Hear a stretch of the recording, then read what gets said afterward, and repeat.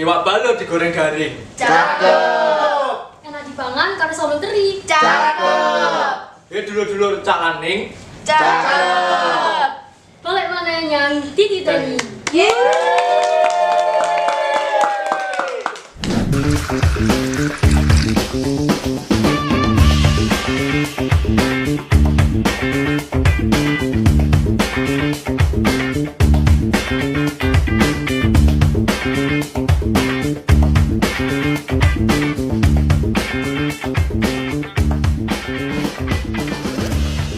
Nah, bidang tamu kita kali ini merupakan mahasiswa pendidikan sejarah angkatan 2021 yang berkesempatan untuk mengikuti International Student Mobility.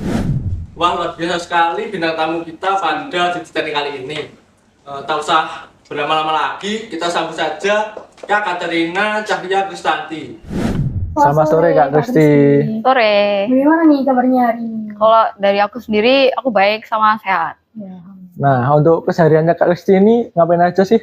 Karena aku sekarang semester 8, jadi sekarang aku lagi ngerjain skripsi sama kemarin sih kebetulan ya bulan Februari sudah sempro ya. Jadi kalau bisa doain secepatnya bisa sembuh. Ya, amin. Semoga secepatnya ya Kak. Amin. Kakak kan udah semester 8 nih. Nah, pengalamannya apa aja sih Kak dari maba sampai semester 8 ini? Kalau misalnya pengalamanku dari semester pertama semester 8 ini, aku 2 tahun ikut periodenya HIMA, Himpunan Mahasiswa. Itu yang periode pertama aku jadi DPO, kalau misalnya sekarang itu PSDM. Nah, itu satu periode. Terus yang periode kedua itu aku jadi sekretaris utama, itu bagian kayak administrasinya HIMA. Gitu. Terus habis itu aku ikut kampus mengajar dulu semester 6, habis itu semester 7 PLP seperti biasa, sama semester 5 kemarin aku kebetulan ikut International Mobility-nya Fakultas Ilmu Sosial sama Ilmu Hukum. Wow, keren banget nih ya pengalamannya. Kak sibuk sekali ya.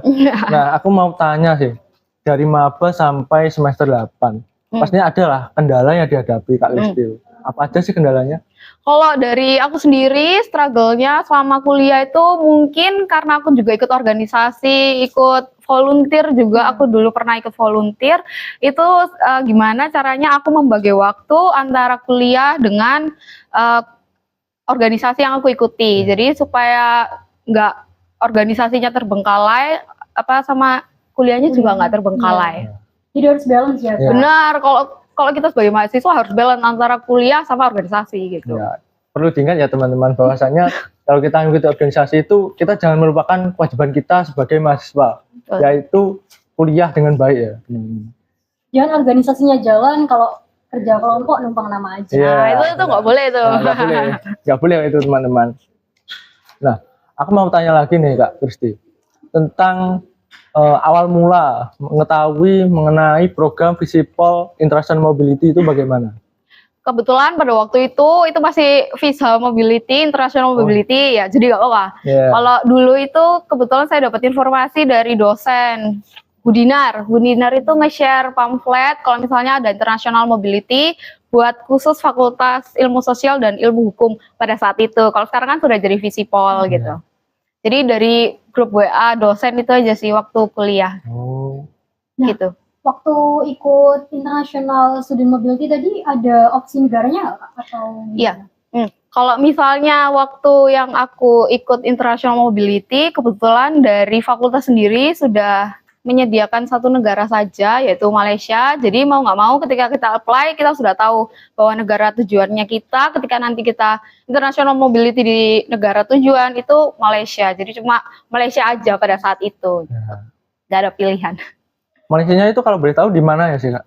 Kebetulan kalau saya waktu International Mobility kemarin itu di Kuala Lumpur. Kemudian penugasannya itu di Sekolah Indonesia Kuala Lumpur. Kalau disingkat SIKL gitu. Oh, berarti kayak sekolahnya anak-anak Indonesia gitu nggak sih? Betul, sekolahnya masyarakat Indonesia tapi yang tinggalnya di Kuala Lumpur gitu. Keren banget ya, Anis. Keren banget. Itu kalau boleh tahu bahasa pengantarnya apa ya Kak? Kalau misalnya kita sama teman-teman saya dan teman-teman yang kemarin ikut International Mobility itu kalau sehari-hari saya lihat itu murid-muridnya tuh pakai bahasa Indonesia, tapi ada juga yang pakai bahasa Melayu, bahasa Inggris gitu. Jadi itu sebenarnya depends sih sama anak-anaknya. Kalau misalnya kita ketemu sama anak yang memang dari dasarannya itu udah dari lahir di Malaysia, mereka bakalan lebih fasih bahasa Melayu sama bahasa Inggris. Tapi kalau misalnya mereka bukan dari kecil di Malaysia, mereka bisa pakai bahasa Indonesia dengan baik dan benar gitu. Jadi ada bedanya dan itu kelihatan banget. Iya. Program ini kan keren banget nih Kak, pasti banyak dong berkas-berkas yang harus disiapin. Tadi nggak sih waktu menyiapkan berkas ini tadi tuh struggle-nya apa aja? Kalau dari persiapan berkas sendiri, untuk berkasnya itu mungkin ini ya, antara timeline keterima dengan menyiapkan berkasnya itu mepet. Kebetulan pada saat saya apply international mobility ini masih belum punya paspor. Jadi pada saat itu buat paspornya itu mepet banget. Jadi mungkin kalau dari aku sendiri itu nyiapin paspornya yang rada mepet. Jadi mau nggak mau harus bikin paspornya pakai percepat gitu, supaya cepat selesai. Oh, Kak, mau tanya lagi terkait sebelum terjun ke program international mobility ini kan pastinya adalah seleksi-seleksi. Nah, aku mau tanya terkait seleksi interviewnya itu apa aja sih yang ditanyain? Kalau dari interview sendiri, karena kemarin masih baru pertama kalinya fakultasnya kita ngadain international mobility yang pergi ke sekolahan, mungkin untuk pertanyaan interviewnya lebih ke antara basic aja sih. Jadi kayak misalnya, kalau misalnya di sana mau keterima itu mau apa enggak, bisa apa enggak gitu. Terus kalau misalnya di sana pakai perantara bahasa Inggris, bisa apa enggak. Mungkin lebih ke interview basic, belum yang terlalu mendalam gitu. Nah Kak, Malaysia ini kan menjadi negara baru yang Kakak tuju nih. Ada nggak sih Kak kayak culture shock, gimana budayanya atau apa gitu? Kalau untuk culture shocknya sendiri, kalau waktu sampai itu mungkin lebih ke suhu. Karena di sana itu lebih dingin ternyata. Maksudnya nggak sepanas Surabaya, tapi nggak sedingin kayak di Swiss gitu ya. Nah kalau misalnya suhunya mungkin lebih dingin daripada Surabaya. Terus mungkin kayak makanan. Kalau di sana itu kan tau gak sih nasi banjir, teman-teman mungkin tahu ya nasi banjir yang terkenal di itu TikTok biasanya. Itu santannya itu kuat banget gitu loh. Nah, kalau dari saya sendiri tuh gak terlalu bisa kuat makan yang santan-santan kayak gitu. Mungkin kultur shocknya lebih ke makanan. Jadi kayak di sana tuh lebih banyak makanan-makanannya pakai santan gitu-gitu sih. Wah, pengalamannya seru banget nih ya Kak. Meskipun perbedaan suhu dan juga makanan mungkin ya yang beda sama Indonesia itu kan menjadi hal baru ya buat kalian sendiri. Tuh. Nah Kak, mengikuti international mobility ini kan suatu hal yang menarik banget nih. Pengalaman yang paling berkesan selama mengikuti itu apa aja ya? Boleh diceritain ke Konco History. Kalau yang paling penting dan paling utama itu kalau misalnya ikut international mobility ini the experience, karena nggak bakalan ada yang bisa ngerasain experience ketika di sana selain diri kita sendiri. Jadi buat teman-teman kalau misalnya ada kesempatan, kenapa enggak buat ngikutin ya kan gitu. Selagi masih ada fasilitas, masih ada fakultas, masih ada kampus yang menaungi, jadi kenapa enggak buat dicoba gitu sih. Oke, teman-teman jangan lupa ya dicoba mengenai Visipol International Mobility. Nah, itu merupakan program yang sangat menarik. Rugi kalian jika tidak mengikuti program tersebut. Tuh. Mungkin aku tanya sih Kak, terkait program International Mobility ini. Pasti ada kendala yang dihadapi oleh Kak Christine. Mungkin bisa diceritakan homesick atau apa gitu Kak. Kalau waktu kegiatan di sananya, setelah sampai mungkin lebih kerasa kayak beda ya ternyata kalau tinggal sama orang tua sama tinggal sama orang lain gitu. Jadi ketika di sana itu mungkin yang paling aku rasain itu homesicknya sih. Jadi kan kalau misalnya aku di sendiri selama ini kan selalu tinggal di Surabaya kan, jadi nggak pernah itu yang namanya itu tinggal sendiri. Nah, merantau ya nggak pernah merantau juga gitu. Jadi kayak di sana tuh selama mungkin ada 2 mingguan gitu aku homesick. Jadi kayak setiap malam itu selalu calling mama kalau apa-apa gitu ya, supaya tahu kabarnya mereka di sana gimana, mereka tahu kabarku selama di KL gimana gitu sih. Nah, aku tanya juga, itu kan homesick. Nah, bagaimana kakak biar gak homesick gitu loh? Mungkin bisa main ke mana gitu? Ya, kalau cara aku buat gak homesick, pertama itu telepon ya. Telepon saya setidaknya dengar lah suaranya mama papa di rumah itu gimana. Terus kalau gitu ngedistract ke hal yang lain, aku jalan-jalan sama teman-teman. Kalau nggak gitu, ya tipis-tipis lah pergi ke mall. Kebetulan kan tempat tinggal itu sebelahan banget sama mall. Jadi kayak Ya, Jadi seru kalau banget. misalnya lagi homesick, kalau nggak gitu lagi kepikiran di rumah banget, jadi pergi ke mall sih gitu. Jalan-jalan, lihat-lihat, even lihat-lihat doang gitu ya. Iya. Iya, cuma jalan-jalan aja. Iya. Sama teman-teman ya Jalan-jalan. pastinya. Iya, sama teman-teman. Oh ya, aku mau nanya nih Kak, itu kan teman-temannya itu kan dari satu fakultas ya. Iya. Nah, itu kan baru ya, kan baru kenal gitu. Iya. Itu gimana nih Kakak untuk menyesuaikan teman-temannya? Nah, itu kalau buat penyesuaian sama teman-teman, jujur kalau dari aku sendiri sama dilihat sama teman-teman yang lain itu rada lama ya. Jadi agak lama gitu ya. Antara aku sama teman-teman bisa klop banget gitu. Jadi kayak kita kan selama program ini kan selama 1 bulan. Nah, jadi 2 minggu itu homesick, kita masih sering sendiri-sendiri meskipun kita sering jalan bareng. 2 minggu terakhir itu kita baru klub dan deket. Nah, kalau misalnya setelah acara International Mobility ini, nah itu biasanya kita jalan-jalan buat kayak nge-refresh Iya. gitu lah, Iya, jadi refresh. gitu sih. Oh, Jadi lebih banyakin masih nyambung. deket. Iya. Iya. Biar nyambung. Kebetulan aku juga masih ada temen yang sampai sekarang ini masih kita catch up gitu, catch up Wah. bareng gitu. Seru baru teman. Iya. Seru. Nah, teman baru ya. sama Benar, pengalaman. temen baru Iya, dari iya. jurusan yang lain juga Iya, kan, nggak iya. sejarah aja gitu. Kalau boleh tahu jurusan mana aja sih Kak? Kebetulan waktu itu yang ikut itu semua jurusan di Fakultas Ilmu Sosial dan Hukum pada saat itu. Kalau sekarang itu kan Visipol. Itu ada anak hukum, anak sejarah, semuanya sih anak sejarah, terus anak sejarahnya 2, terus anak hukumnya 1, anak ilkomnya 2, kemudian anak geografinya 1, IPS-nya 1 gitu. Itu Oke. aja sih. Ya. Jadi kayak selingkup fakultas gitu ya Kak? Iya, selingkuh fakultas. Programnya itu kan programnya fakultas kan. Iya. Iya. Nah, setelah selesai mengikuti program International Mobility di Malaysia, pastinya setelah sampai di rumah nih Kak, Mm-mm. pastinya ada hal yang dirindukan lah. Mm-mm. Mungkin bisa diceritakan ya Kak Kristi. Pertama, karena tadi aku ngobrol tentang experience, jadi kalau yang dirindukan sekarang vibes-nya. Jadi kayak vibes selama di Malaysia tuh Iya. kayak kangen banget.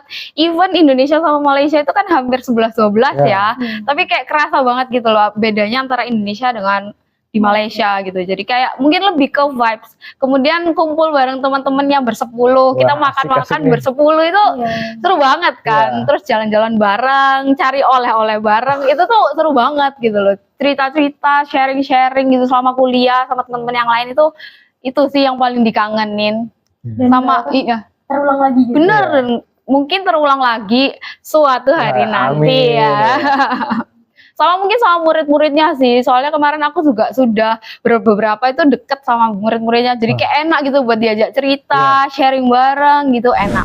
Ngomongin soal murid-murid nih ya Kak. Kalau boleh tahu Kak Christine ngajar murid-murid kelas berapa ya? Kemarin itu kalau saya itu pegangnya kelas 9 itu karena guru pamongnya itu juga megang anak SMP. Oh ya, ini sedikit informasi ya FYI buat teman-teman.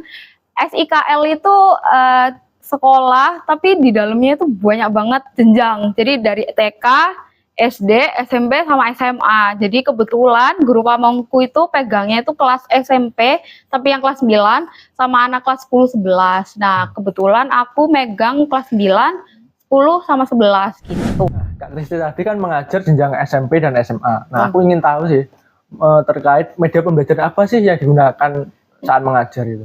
Kalau untuk media pembelajaran antara SMP sama SMA itu aku nyamain pakai PPT sih mungkin, sama lebih banyak interaktif antara aku sebagai guru sama teman-teman yang di sana, supaya kayak kalau misalnya kita tahu dan mungkin kan kita juga ngerasain SMA kan ya. Nah itu kan bosen banget kan ya kalau misalnya kita one way doang gitu. Nah jadi pingin banget antara guru sama murid itu juga ada interaksi gitu.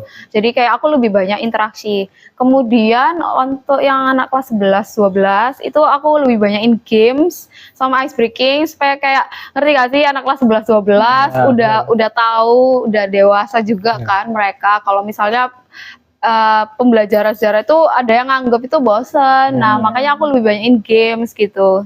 Itu sih. Gamenya kayak apa sih Kak? Aku kemarin main TTS, tapi TTS yang maju ke depan gitu. Jadi kayak ada geraknya juga gitu loh, supaya nggak di kursi terus anak-anaknya. Gitu. Jadi selain kayak konsentrasi, tapi juga mendukung pembelajaran saat jenjang SMA tersebut ya teman-teman. Supaya lebih interaktif Iya, kan. Iya. lebih interaktif juga. Biar nggak boring juga ya. Iya. Betul. Ya kan kelemahan kita biasanya kan di situ. Iya, Kayak betul. Pembelajaran kita jadi boring. Nah, Betul. Heeh. cara mengantisipasinya dengan mungkin saat kalian nanti teman-teman mengajar PLP, kalian bisa menerapkan game agar pembelajaran kalian tidak boring ya, teman-teman. Iya, Betul. benar sekali. Belajar aja udah membosankan, apalagi Iya. belajar sejarah gitu. Iya, betul. Mungkin makin membosankan kalau tidak diimbangi dengan medium belajar yang seru. Iya. Betul. Nah, sekarang aku tanya terkait harapan Kak Christine setelah mengikuti program International Mobility, harapan tentang masa depan pendidikan sejarah di Indonesia. Kalau harapanku sebagai mahasiswa sejarah juga, karena kebetulan saya kan juga masih mahasiswa ya, Nah, itu kalau bisa teman-teman di luar sana itu lebih menghargai dan tidak dipandang sebelah mata. Jadi kalau teman-teman yang sekarang dengerin ini dari mahasiswa pendidikan sejarah, itu kalian tuh keren guys. Jadi kalian itu nggak sepele sebenarnya. Kalian sudah jadi guru sejarah lagi, itu kan double kan ya. Jadi guru tanggungannya gede, habis itu jadi guru sejarah itu gimana kita nge-recall memori kita tentang masa lalu gitu. Jadi kalau bisa buat pendidikan sejarah itu teman-teman jangan pandang sebelah Ya, mata pandang gitu mata, sih. Orang luar negeri aja menghargai orang-orang yang jurusan pendidikan sejarah. Masa kita sendiri yang sebagai warga Indonesia tidak menghargai teman-teman yang di jurusan pendidikan sejarah. Sejarah itu apalagi zaman sekarang Ya, kan ya. benar. Kalau kita sendiri udah ada banyak mau untuk belajar dan mau memahami tentang sejarah terutama di Indonesia, itu aja udah baik gitu. Udah jadi nilai plus buat kita sebagai Gen Z, Gen Alpha Ya. gitu kan ya. Iya, jadi itu aja sih. jadi gas merah teman-teman. Gas Jangan merah. sekali-kali lupakan sejarah. Betul.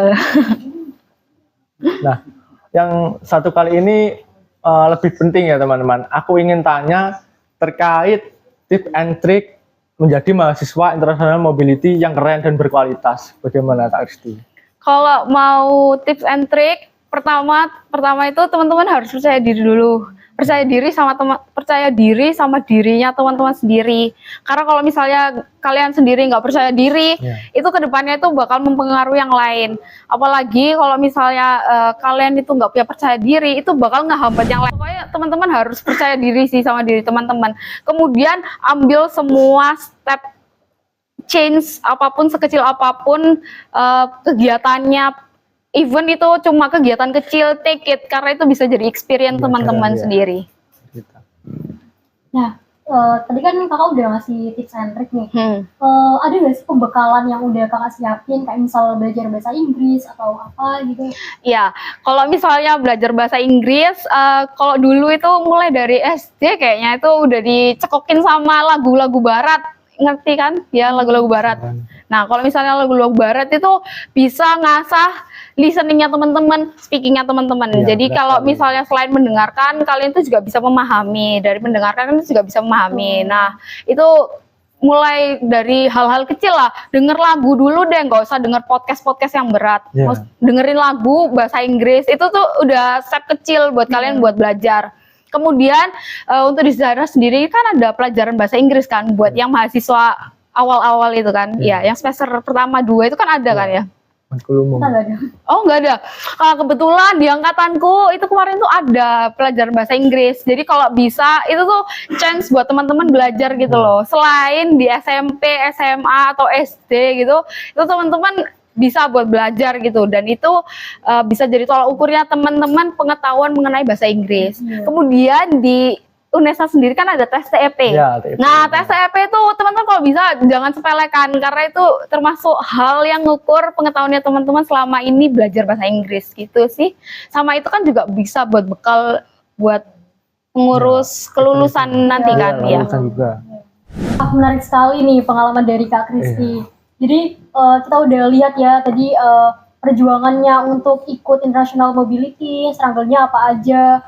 Menarik sekali. Dan boleh dong dikasih closing statement ya untuk harapan juga untuk mahasiswa S1B dengan sejarah. Ya, mungkin untuk closing statement dari saya, ambil semua kesempatan yang teman-teman lihat atau teman-teman miliki, apalagi di jurusan, di fakultas, di kampus itu banyak banget fasilitas yang dikasih sama kampus. Jadi take it.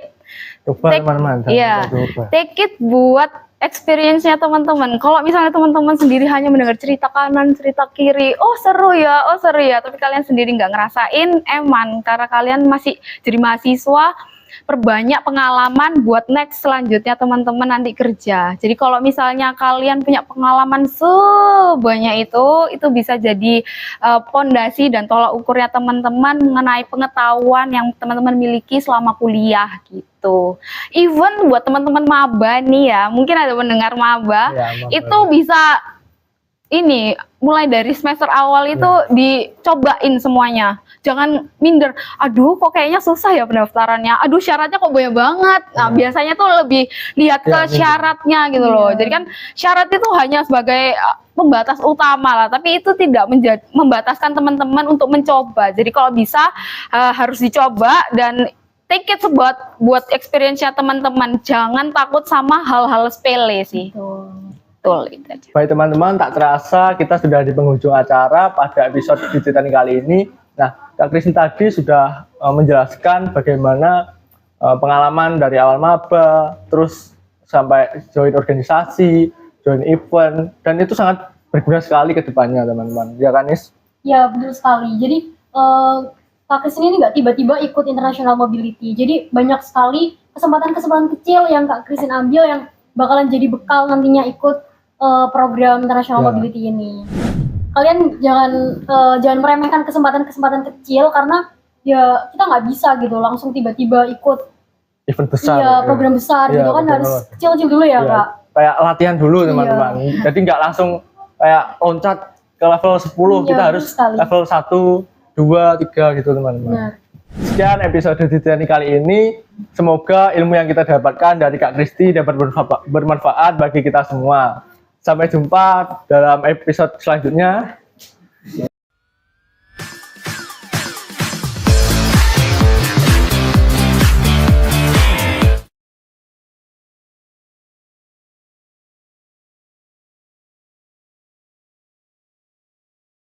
Selamat sore Kak Kristi.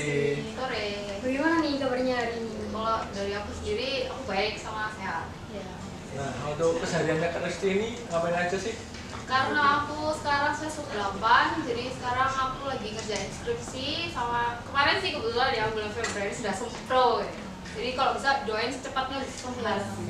Amin. Sudah secepatnya ya Kak. Amin. Kakak kan udah semester 8 nih. Nah, pengalamannya apa aja sih Kak dari maba sampai semester 8 ini? Kalau misalnya pengalamanku dari semester pertama sampai semester 8 ini, aku 2 tahun ikut periodenya himpunan mahasiswa. Itu yang periode pertama aku jadi DPO, kalau misalnya sekarang itu PSDM. Nah, itu 1 periode. Terus yang periode kedua itu aku jadi sekretaris utama, itu bagian kayak administrasinya.